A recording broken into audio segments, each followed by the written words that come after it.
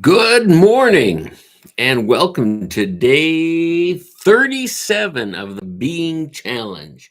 We are definitely on the home stretch. A little Highlander grog coffee this morning to get the old engine moving. Well, it's good to be with you this morning, and today we're focusing on choosing church and looking at our place in God's story.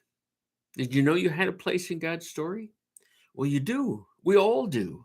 We fit into this great panorama of God's story that begins pre-Genesis, before the foundations of the world, and takes us all the way through Genesis and the law and the prophets and on into Jesus and the first century church and beyond to us. We are a part of that legacy.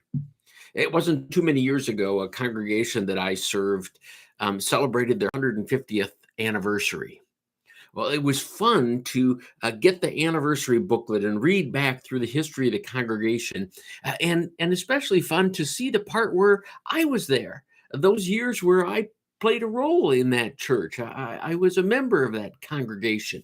Those were exciting times. We like to see ourselves in the story. We like to know that we are a part of something.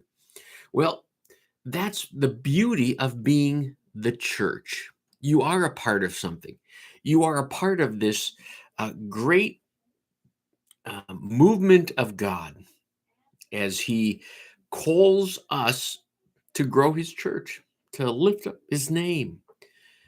It's an exciting time to be a part of the church. You know, there are a few cycles of church life that are very exciting.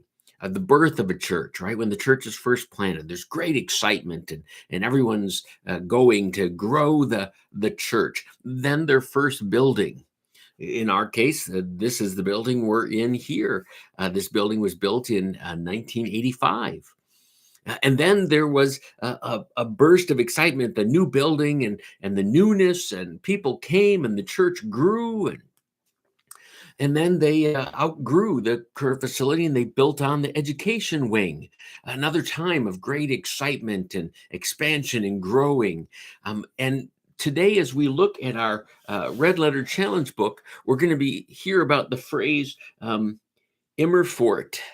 Immerfort, always forward, always forward. And so I want to ask you, how is your always forward in the story of life here at Peace, in the story of life and God's chosen people?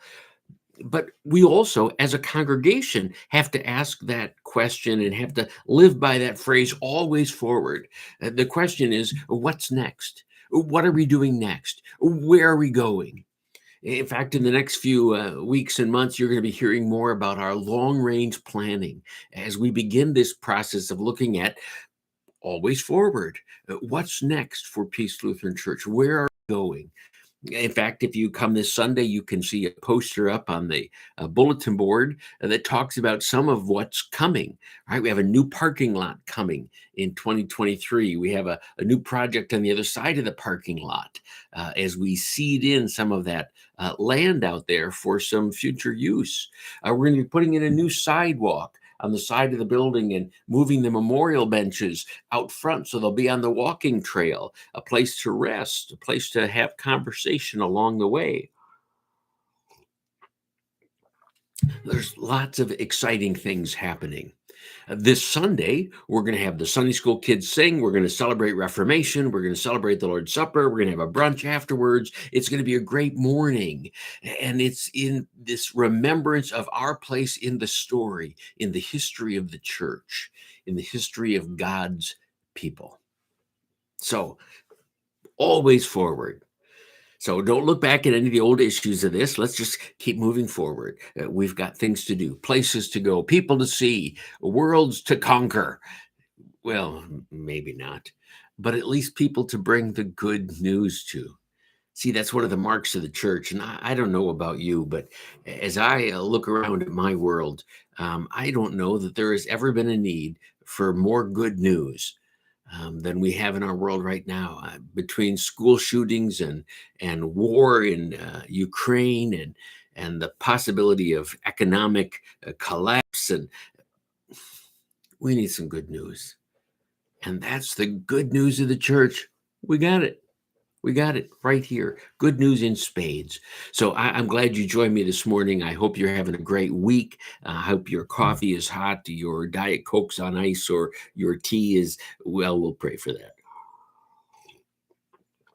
Well, you have a great morning, and we'll see you on Sunday as we gather together as the church and come and celebrate what God is doing in us as we always move forward.